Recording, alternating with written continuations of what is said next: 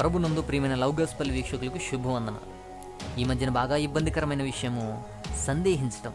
ఒకరి మధ్య ఒకరు సందేహము, కుటుంబంలో సందేహం, ఫ్రెండ్స్ మధ్య సందేహములు ఒక ఎత్తు అయితే, ఈ మధ్య దేవుని వాక్యాన్ని, సువార్తని సందేహించడం ప్రారంభమైంది. అది ఫ్యాషన్ అయింది. అదే వారి యొక్క ఆయుధమైంది. విభేదించడం, విమర్శించడం, విశ్వాసులను పిచ్చివాళ్ళని చేసి మంచి మార్గములోనికి తీసుకుపోయేటువంటి సేవకులు ఇబ్బందులోనికి నెడుతున్నారు.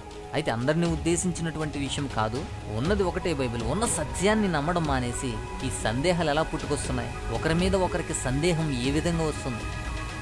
దేవుని వాక్యాన్ని, సువార్తని సందేహించటం ఎప్పుడు ప్రారంభమవుతుంది అంటే, అసలు ఉన్న నిజమును, సత్యమును, వాక్యమును నమ్మలేకపోవడం వల్లనే.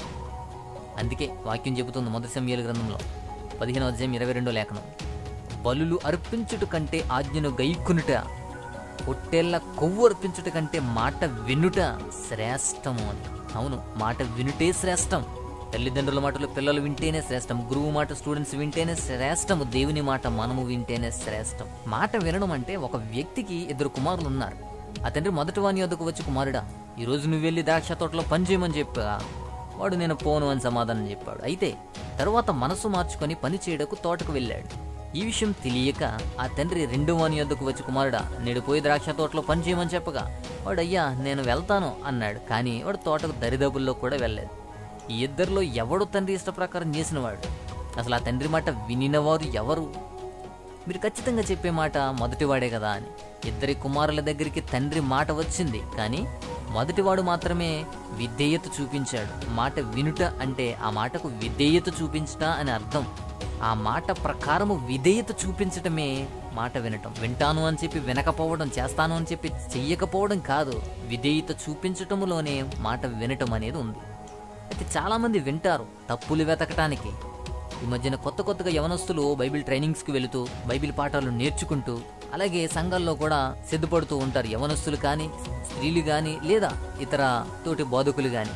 వినుటలో విశ్వాసం ఉంటుంది అని మర్చిపోయి, వినుట ధన్యత అని మర్చిపోయి, చెప్పేవారి మీద తప్పులు వెతకడానికి వింటుంటారు. పరిశుద్ధాత్మ చేత నడిపించబడినప్పటికీ, లేదా వాక్యము ద్వారా బలపరుస్తున్నప్పటికీ మనం ఏ విధంగా ఆలోచించాలి అంటే, వినుట ధన్యత, వినుట వలనే విశ్వాసం కలుగుతుంది. వినుట అమోఘము గనుక విని మనం గ్రహించాలి. విన్న తర్వాత గ్రహించి మన ఆత్మీయ స్థితికి, మన స్థితికి, మన యొక్క జీవితానికి ఏ విధంగా అది అన్వయించుకోవాలి, ఏ విధంగా వాటి నుండి నేర్చుకోవాలి, ఏ మాటలు నేను నేర్చుకోవడానికి సిద్ధపడుతున్నాయి, ఏ మాటలు నన్ను అద్దము చూపుతున్నాయి, ఈ మాటలు నాకు ఉపయోగకరము, ఈ మాటలు నాకు కావాలి, ఈ మాటలు నేను అన్వయింపు చేసుకోవాలి, ఈ మాటలు నన్ను గుర్చే వ్రాయబడ్డాయి, ఈ మాటలు నేను నేర్చుకోవాలి, ఈ మాటల ద్వారా నేను జీవించాలని ఆలోచించడం మానేసి, అలా వినటం మానేసి, తప్పులు వెతకడానికి ఏ తప్పులు చెప్తున్నాడు, ఏం చెప్తున్నాడు, ఏమేమి తప్పులు చెప్తున్నాడు, ఎలా చెప్తున్నాడు అని గ్రహించడం మొదలు పెడుతున్నారు. అలాగే ఆలోచిస్తున్నారు. మనసులోకి వెళ్ళటం లేదు, వాక్యం అర్థం కావటం లేదు, వెతకడానికి ప్రయత్నం చేస్తున్నారు. సహోదరులారా గమనించండి. అదేవిధంగా ఇంకొక సందర్భం ఏంటంటే, వాక్యం చెప్పగానే మనం నేర్చుకుంటున్నామా, మన ఆత్మీయ స్థితికి ఉపయోగపడుతుందా, మన ఆత్మీయ స్థితికి ఎలా దీన్ని మలుచుకోవాలని చూడడం మానేసి, ఈ వాక్యము నేను చెప్పాలి, లేకపోతే ఇంకొక 10 మందికి చెప్పాలి, నేను రాసుకోవాలి అంటే ఇంకొకరికి చెప్పడానికి, ఇంకొకరిని ఉద్దేశించి మాత్రమే మనం వింటున్నాము, మనం రాసుకుంటున్నామే కానీ మనము నడవాలి, మనము బలపరచబడాలి, ఇతరును బలపరచాలి అని మాత్రము లేదు. ఆత్మీయ జీవితంలో నేర్చుకోవడానికి ఉపయోగించబడుతున్నవి, కానీ మనము నేర్చుకోవడం మానేసి ఇతరులకు నేర్పడానికి సిద్ధపరచబడుతున్నాం. అలాగే సిద్ధపడుతున్నాం, అలాగే వింటున్నాం. దయచేసి ఆలోచించండి ప్రియ సహోదరి, సహోదరులారా. చాలామంది వింటారు, తప్పులు వెతకటానికే వింటారు. చాలామంది బైబిల్ చదువుతారు, కానీ తప్పులు వెతకటానికే చదువుతున్నారు. వీళ్ళే కాదు, అనేకులు వక్రీకరించడానికి, అన్యులైనటువంటి వారు విభేదించడానికి బైబిల్ చదువుతున్నారు, వింటున్నారు. తప్పులు వెతికి వాళ్ళతో యుద్ధం చేయాలి, తప్పులు వెతికి వాళ్ళతో డిబేట్ పెట్టుకోవాలి.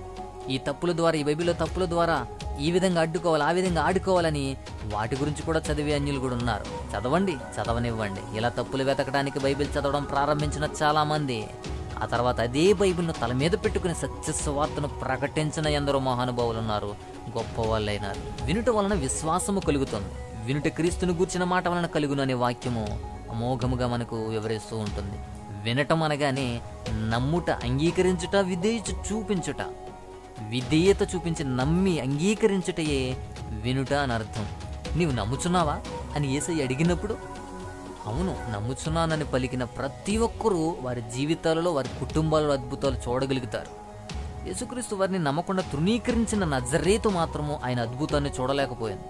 అందుకే చాలా మంది భక్తులు నజరేతు నుంచి మంచి ఏదైనా రాగలదా అని అభిప్రాయపడతారు. వినుట వల్ల విశ్వాసం కలుగుతుంది. అంటే యేసుక్రీస్తు గురించినటువంటి సువార్త మాటలు వినుట, నమ్ముట, అంగీకరించుట ద్వారా నిజమైన విశ్వాసం కలుగుతుంది. వినిన వారు, నమ్మిన వారు, అంగీకరించిన వారు విశ్వసిస్తారు. విశ్వసించిన వారు ప్రార్థన చేస్తారు. ప్రార్థన చేసిన వారు రక్షించబడతారు. ఎందుకనగా ప్రభువు నామమును బట్టి ప్రార్థన చేయవాడెవడో వాళ్ళే రక్షించబడతారు అని రోమీ పత్రిక 10:13 లేఖనం సెలవిస్తుంది. కాబట్టి ఈ సువార్తను నీవు నమ్మిన ఎడల నీవు రక్షించబడతావు, నమ్మని వానికి శిక్ష విధించబడుతుందని కూడా వ్రాయబడింది. దేవుడు లేడు అని చెప్పేటువంటి నాస్తికులకైనా, కనిపించిన ప్రతిదాన్ని దేవుణ్ణి చేసేసి బహుదేవులను సృష్టించి దేవలను సంపాదించుకుంటున్నటువంటి ఆస్తికులకైనా అందరికీ యేసుక్రీస్తు వారు ప్రతి వారందరికీ ప్రభువే, అందరికీ దేవుడే. నమ్మిన వారికి రక్షించే దేవుడు, నమ్మని వానికి శిక్షకు అప్పగించే దేవుడు. చాలా రోజులుగా సువార్త నీ ముందుకు వస్తుంది, నువ్వింకా నమ్మలేకపోతున్నావు, ఇంకా సందేహిస్తున్నావు. నీ ఈ ఆలస్యము ఎవరికీ కాదు, చివరికి నీకే అనర్థంగా మారుతుంది. ఒకటి చెప్తాను, మనసు పెట్టి విను. దేవుడు అనేవారు ముందు పరిశుద్ధుడే ఉంటారు, నిత్యత్వం కలిగి ఉంటారు, అది అంతము లేనివారిగా ఉంటారు, సర్వశక్తి కలిగి ఉంటారు, సృష్టికర్త అయి ఉంటారు, పాపిని ప్రేమించి పాపాన్ని శిక్షించే సమర్థత కలిగి ఉంటారు. ఈ గుణ లక్షణాలు అన్నీ ఉన్న నామం నీకు తెలుసుంటే నాకు కూడా చెప్పు, నేనో మారతాను. నువ్వు బుద్ధి కలిగి ఆలోచన చేస్తే ఈ యొక్క గుణ లక్షణాలన్నీ ఉన్న నామం ఒకటే ఉంది, అదే నాకు తెలుసు, ఆయనే నజరేయుడైన యేసుక్రీస్తు ప్రభువారు. మన రక్షకుడైన యేసుక్రీస్తు ప్రభువారి కూర్చున్న ఈ సువార్త ప్రకారము మిమ్మును వాక్యంలో స్థిరపరచుటకు మన దేవుని ప్రేమయు రక్షకుడైన యేసుక్రీస్తు యొక్క కృపయు పరిశుద్ధాత్మ సహవాసమును మనకందరకు తోడై ఉండి నడిపించునుగాక. ఆమేన్.